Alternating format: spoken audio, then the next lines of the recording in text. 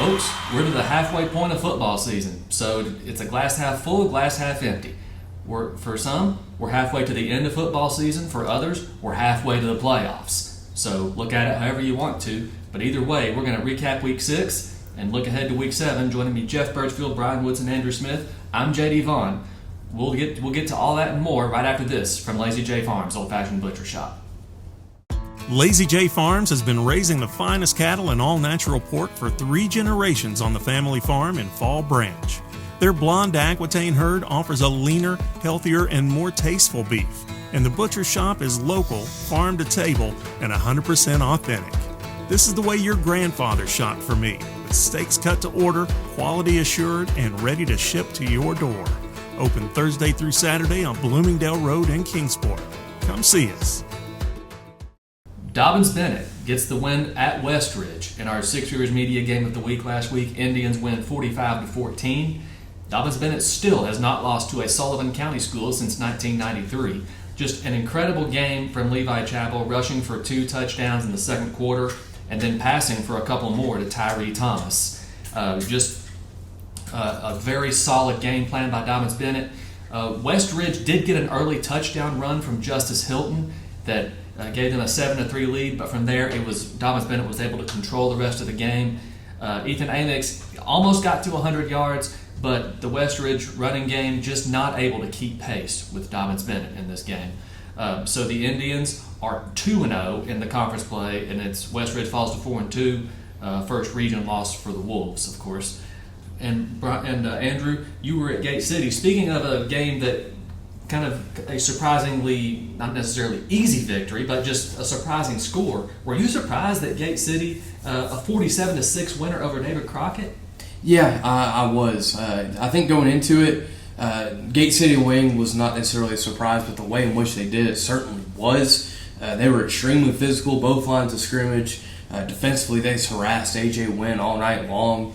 And on the offensive side of things, they were just able to run the ball at will. Walker Hillman had 2 first quarter touchdowns, Corey Bird had a couple first half touchdowns as well. And Corey Bird just really had a very solid game for Gate City. Over 100 yards rushing, caught a pass, had over 100 yards in punt returns as well. So he was really able to shorten up some fields for some Gate City drives, and not like they really needed it. They were really able to just have their way most of the game. It was 41-0 at halftime, so second half running clock. But yeah, it was just a very dominant physical performance for Gate City. They had a total yardage edge of 292 to 83. So it was big for Gate City to get that win, first ever meeting between those two schools. And we'll talk a little bit more about Gate City in a few minutes. Indeed, we will. I mean, might that be a thing? Gate City and Tennessee teams starting to play a little more often. We're seeing that a lot this year, and personally, I'm all about it. Speaking of scores that surprised me, Jeff, you went to Jefferson County, and my gosh, I mean, the 9th-ranked Science Hill falls hard to the Patriots. Yeah, it was 31-0 at halftime, ended up 31-6, Jefferson County favor. Just went bad Science Hill from the very beginning. They fumbled the opening snap and then had a terrible game, really. Lane Clement, the quarterback, terrible first half. He recovered some in the second half and drove the Science Hill down the field for a final touchdown, there on the last drive. But, in the first half, they only had 1 first down the entire first half. And that being said, Science Hill beat themselves a lot because they held Jefferson County at 68 rushing yards. And then Ian Mathis, to start the second half, he recovers like an onside kick. But Science Hill just never could really get anything going much against Jefferson County. Had a block punt, had some missed assignments on defense. Defensively did have 2 standout performances, though. Hayden Smith, the linebacker, had 11 tackles and 10 stops for Darren Hill. But overall, Jefferson County just dominated that game. Mason Henderson, the quarterback, he had a really terrific game. And then Sean Jackson, the receiver, made some spectacular catches. Huge win, though, for Jefferson County and head coach Spencer Riley. Hard to believe it's the first time since 2004 that Science Hill has lost there. The Hilltoppers had won 7 straight in Dandridge prior to this past week. So a little back to the drawing board a little bit for Science Hill this week. Brian, you were up at Rye Cove for the first time, I believe, this season. The War Eagles get the win 60-0 over Castlewood. Cole Barnett scoring in all kinds of ways. Yes, this was just a mismatch from the start. First play, Castlewood called timeout. Second play, Castlewood fumbled. Ryko recovered. Barnett one play, touchdown. And that's the way it went the whole game. Ryko only ran 18 plays the whole game, but they scored 9 touchdowns 5 different ways.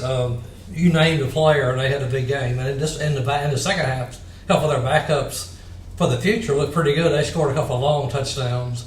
Castlewood only had 17 yards. They would have had negative yards if not for one long run against the backups in the fourth quarter. This was just, Castlewood was a very young team. They also had 2 injuries. They actually had to carry him off the field, literally carry him off the field. So it was a rough night for Castlewood. Rackhove, like Gary Collier said, they just took care of business and ready for the next one.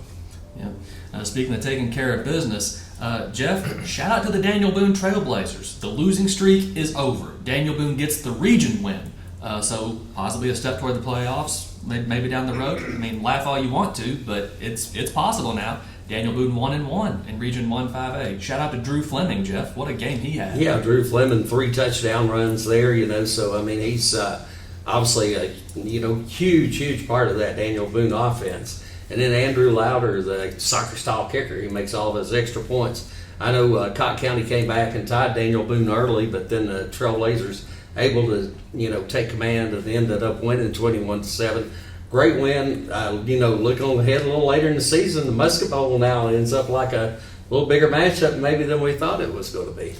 Yeah, perhaps. All 3 touchdowns, of course, for Drew Fleming, more than 200 rushing yards, and 2 interceptions on defense, let me add. So he was easily our 5-star player of the week. There wasn't much debate about that. Then just Andrew over in Carter County, Hampton, Cloudland, and Happy Valley get wins. 2 of those on the road, but a huge win for Hampton in region play. Yeah, it really was. Kind of came into that knowing the stakes that came with that Hampton North Green game. Chance of potentially getting the inside track to win the conference championship, and Hampton no issues at all there. 46-6, a big time winner. Connor McKinney, the quarterback there, 193 rushing yards. Isaiah Belcher, who's had to step up in the absence of Peyton Townsend, 138 rushing yards, 2 touchdowns. It was just dominance from the start, really, for Hampton there. Mentioned that big win, give them a chance to have that inside track to win Region 1 1A. But hey, Cloudland looks like they might have something to say about it. You look, they're 2-3, but they're 2-0 in region play after that win at Jellicoe. Grayson Cole, the game winner there, good for him. He kind of been battling some injuries from early in the year. Him to be able to make a big impact like that, had another touchdown earlier in the game as well. That Hampton-Cloudland game at the very end of the year looks like it could be a one with region championship implications potentially. Happy Valley goes up to Thomas Walker. Little issue there. Keelan Rolford, 173 rushing yards. Lane Parker, a pick 6. It was just kind of cruise control, business as usual for Happy Valley, who can you explain to me why they're still unranked? Oh, they didn't even get 10 points this week. No, I cannot explain that to you. And so keep doubting. They just keep winning, Andrew. I don't know what it is. I don't know about that one. But speaking of doubting, keep doubting the Cherokee Chiefs. They get the win over Seymour this past week, 28-21. Jaden Weston becomes the first rusher this year to hit 1,000 yards. He runs for 2 touchdowns in the second half. A big conference win for the Chiefs. Any conference win is a big win. They get the win 28-21. Elizabethton takes care of business against Northview Academy, 34-7. Pretty balanced effort for Rhett Slagle and the Cyclones. And, of course, their do everything receiver and defensive back Zach Wallen. Brian, Unicoi County with a conference win at Pigeon Forge. And how about those Tennessee High Vikings taking 3 wins in a row? This time they beat Abingdon. Unicoi bounced back from their heartbreaking loss to Happy Valley. Blaze Rice scored 3 touchdowns, and they took care of Pigeon Forge 42-21. Colby Jones had 2 TD passes as well, so they got back on track. Tennessee High just keeps playing well. They were only up, they were down 7-6 at halftime, and just dominated the second half and won 43-7. Elijah Plumbar had 130-some yards. Preston Fagans had 11 tackles, caught 3 passes. Jack Richardson threw for 3 touchdowns. So they're just playing much better football now, and a big game coming up this week. Yep. Here come the Vikings, Brian. Yep. 3 wins in a row. That home playoff game doesn't seem so impossible now. Mm-hmm. And Providence Academy comes so close to winning its first region game as a TWSAA member. They come up just short. Quarterback Hunt Simpson runs for a couple of touchdowns and passes for another.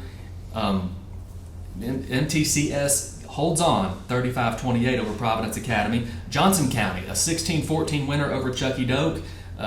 Second straight conference win, for the Longhorns by a combined 6 points. So Johnson County taking care of business in the close one. Sullivan East, so close to victory. They come up just short at Granger, 27-22. Craig County narrowly escapes Twin Springs. The Titans off this week to recover, but they played Craig County to a 35-28 game. And Sunbright, a 40-0 winner over Unaka. And that's going to wrap up week 6 of high school football in Northeast Tennessee and Southwest Virginia. We'll be right back to take a look at week 7 after this from Lazy J Farms. Lazy J Farms has been raising the finest cattle and all-natural pork for 3 generations. Our blonde Aquitaine herd offers a leaner, healthier, and more tasteful beef that ships from our store directly to your freezer. This is the way your grandfather shot for meat, only now we wrap it, seal it, and send it right to your door. We have plenty of options to pick from, and they're all fresh and natural. Just visit our website at lazyjbeef.com and choose your package. We'll get it straight to you. Our Six Rivers Media Game of the Week this week takes us to Bullitt Park for a battle of 2 teams who are undefeated in the Mountain 7 district. Gate City, 8 points away from being undefeated overall, 4-1. They are on the road to take on the Union Bears. Brian, what are you looking forward to in this one?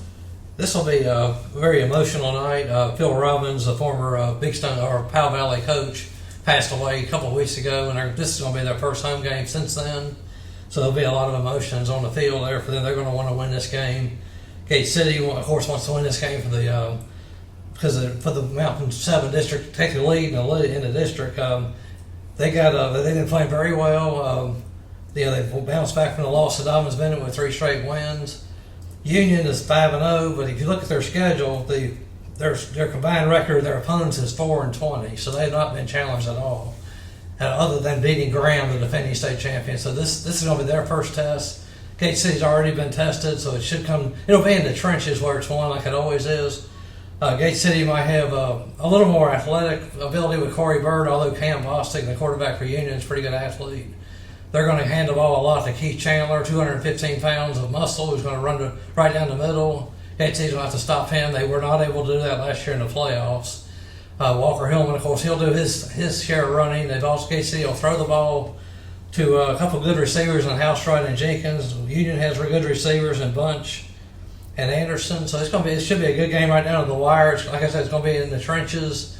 A lot of emotions on both sides, and it's going to be a good night of football. Yep. Of course, Gate City known for ground and pound. But never let it be said that the Bears won't throw, especially with a quarterback like Cam Bostic. Yeah, that's right.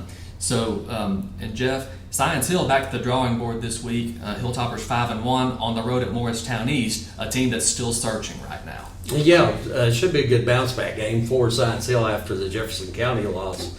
And good news for Science Hill, this might be an opportunity for Aiden Perry to get back on the field, which will allow Science Hill to move Malik Anderson out to play wide receiver more, which was the original plan. You said the big thing is we just got to get back to work. So what has it been like here these last couple of days? Well, I mean, it's not been good anytime that you play like that, and in the circumstances what they were, it's tough to get back on track. But what we have to do as a program now is flush it, get back to work, and everybody take responsibility. Is the coaching staff, is players, and everybody, and say, hey, we're in this together, and we're the only one that can change these circumstances, and move forward and start working hard. So that's where we're at right now. Dobbins-Bennett actually controlled the line of scrimmage on the defensive side against Morristown East, held them to 6 first downs, -4 yards rushing when they played them. Now, the flip side of that, though, Morristown East defensive front's pretty good. They had a time, where they were able to stymie Dobbins-Bennett a little bit. I think Dobbins-Bennett had a tough time establishing the run. Of course, Science Hill had a tough time establishing the run last week. But like I said, they might get Perry back, which obviously helps in that. One big loss for Science Hill, though, Sawyer necessary on the offensive and defensive line. I mean, he's such a key component to their, both sides of the ball. Yep. Dobbins-Bennett, speaking of, The Indians go from one big game to another this week. Once again, the battle of two teams that are undefeated in Region 1 6A. Dobbins-Bennett 2-0. Jefferson County 1-0 after that big win over Science Hill last week. Jefferson County, obviously known for running the ball, but this year they've really opened up in the passing game with quarterback Mason Henderson and Sean Jackson, who actually, coincidentally, got injured against Dobbins-Bennett last year and then ended up missing pretty much the rest of the season. So a huge game for both Jefferson County and Dobbins-Bennett this week. Joey Christian will tell you it's gonna be won in the line of scrimmage. I mean, that's an adage as old as football, and it's true. And Jefferson County, I don't think they fell as far as people thought they would after losing 3 All-State players from last year's team, 2 of them being linemen. Spencer Riley's still the head coach there. Yes. So they're going to try to run the football. They want to run the football first. That's the way football games are won, especially in high school football, especially in 6A football, and especially in Northeast Tennessee. They're going to try to run it and got a very impressive sophomore running back, Donovan Jackson. Very impressed with him. 6'1", 171 is a very good size for a 10th grader. We typically don't have 10th graders that are that size. And he runs it hard, and his offensive line, does a good job. So just going to be a big game at J. Fred Johnson Stadium this weekend. The winner, obviously, with an inside track to the Region 1 6A championship, but that Dobbins-Bennett Science Hill game, that just got a whole lot bigger at the end of the season. And Andrew, speaking of big games that could have postseason implications, Cloudland finally at home. They get their first home game. Who is it against? The defending Region 1 1A champion, Cosby. Yeah, and this is the first home game for Cloudland due to them putting new turf in at Orr Field up there on Rome Mountain. They got started a little bit later in the process, so they were able to kind of maneuver their schedule to have the first half of the year basically on the road or off, so they could have finally a home opener. And it's going to be a big game there. You look back to last year; it was an instant classic, 27-26. Cosby beat Cloudland to end a 35-game region winning streak for the Highlanders. It was a great ball game there. The Highlanders starting to get healthy again. I mentioned earlier, Grayson Cole had a big game last week. He had a big game in last year's game and now has a chance to really kind of settle in. Him and Landon Barnett, they both combined for 294 rushing yards last year. Both of them back. You mentioned this is a big game in the region race. Cloudland, you look at the overall record, they're 2-3, but they're 2-0 in conference play. So if they're able to get the win there, it really sets themselves up well to host a potential playoff game and challenge Hampton for a potential region championship. Meanwhile, if you're Cosby, you're 2-1 in league play. If you follow 2-2, you're kind of in that danger zone of having to travel in round one, maybe even kind of fighting for that 4 seed. So, it'll be a big game on top of their own this Friday night. Yeah, big game in Region 1 5A, Brian. Tennessee High at home this week, going for their 4th straight win. They're hosting a David Crockett team, which has a little chip on its shoulder after this past week's loss at Gate City. So, what's going to be the key to this game, Brian? Basically, Tennessee House will have to keep doing what they've been doing, just keep running the ball. They also put in the pass a lot more this year. They've done a good job being balanced. David Crockett's really struggled here lately. They got down big last week, and they definitely want to bounce back with this one. They got the quarterback AJ Wynn is a talented player. They're going to get Sam Casey on the ground and try to make some connections with Jake Jackson Overstreet on the receiving. What could be helping David Crockett, Tennessee High has been looking all year to the Morristown West game. That's next week. If they can win that, they'll probably get a home playoff game. So they cannot afford to overlook David Crockett, which can happen. You never know. So right now, Tennessee High is playing very well. They've won their last 3 games by combined 121-14. So they've been playing pretty well during this 3-game winning streak. But David Crockett's going to have to go in there, get a fast start, not get too far behind, and then hang in there in the second half. But like here lately, Tennessee has been playing really well after the break. Yep. West Ridge on the road Thursday night at Morristown West, the night before that Science Hill Morristown East game. The Wolves, quarterback Justice Hilton, running back Ethan Amix, they're going to be looking to get back on track.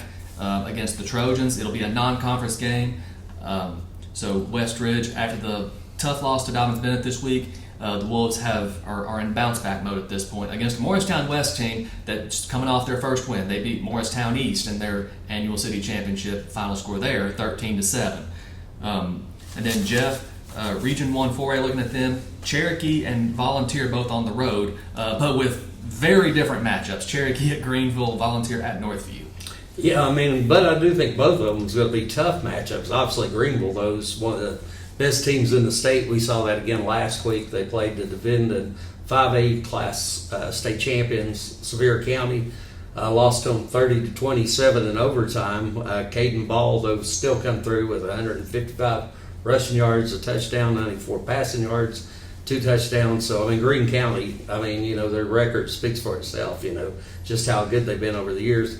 Cherokee's 5-1. Their only loss being to Elizabeth. And, we went over the game with Seymour last week where Jaden Weston, 161 rushing yards, 3 touchdowns, been playing terrific. Of course, Landon Jeffers, the quarterback, he's still performing at a high level, had a touchdown pass last week. And then you look at Volunteer and Northview, and a lot of people look at those records and think, well, Volunteer's 4-1, Northview's 2-4, that, Volunteer might be heavily favored in that, but this is a good Northview team. I think, you can't overlook them.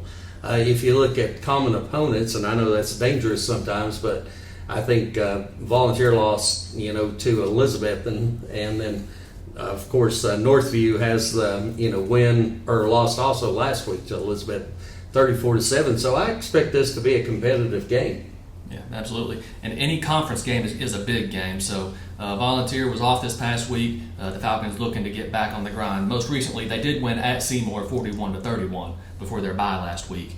Andrew, speaking of Elizabethton, the Cyclones on the road at Granger, and Hampton, the 6th-ranked team in Class 1A, on a region game at Unaka.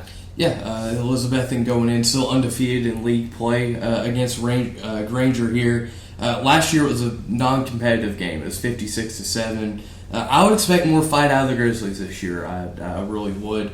Now, worth noting, Rhett Slagle last week, had a balanced effort, but toward the end of the game appeared to have to leave with injury. We're not quite sure what that is. If he's unable to go, you would expect the run game to be the big factor for Elizabethton. Jay Bird Wallen, the running back there, has had a solid season. It's a little bit under the radar maybe. But, if there is no Slagle, it'll be Bryson Blevins, the freshman. Got some run at the end of last week's game, would likely be the guy to step in. But, obviously if Rhett Slagle's in there, you feel really confident about this Elizabethton team and just the continuity that's there. Just a little bit unknown at this point in the week as we're recording it. Hampton on the road at Unaka. Revenge game for Connor McKinney, the quarterback for Hampton. Spent the last 2 years at Unaka.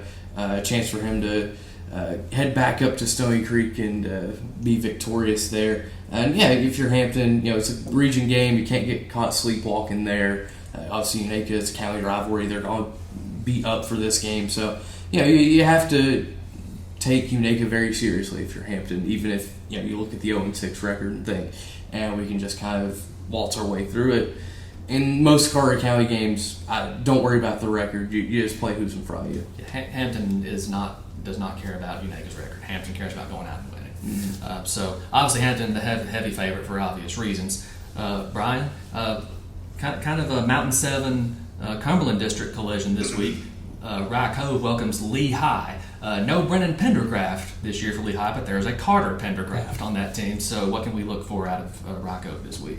Yeah, Rye Cove is going to just go out there and run the ball, do what they do, and try to get that 5th win and get ready next week for the big, huge Cumberland District showdown at Eastside. Lehigh has won one game this year against Thomas Walker. They did lose Pendergraft. His brother's pretty good too. They got Connor Early, who's a terrific receiver as well. And Lehigh last year, they threw the ball a lot. This year, they're not throwing quite as much. Rye Cove, of course, will keep the ball on the ground, not run any more than they have to, or not pass any more than they have to, and they will look to get this big win and get ready for next week. Yeah. Other games around the area, Happy Valley at home, its final non-conference tilt of the year. 7 games, 7 non-conference games. Then the Warriors will get into region play.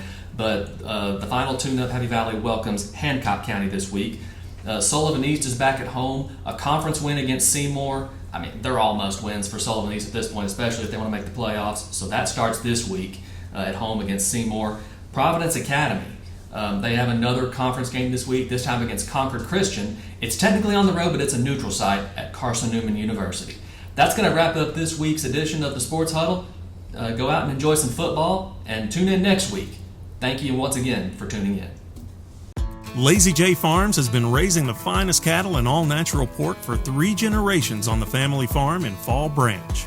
Their blonde Aquitaine herd offers a leaner, healthier, and more tasteful beef. And the butcher shop is local, farm to table, and 100% authentic.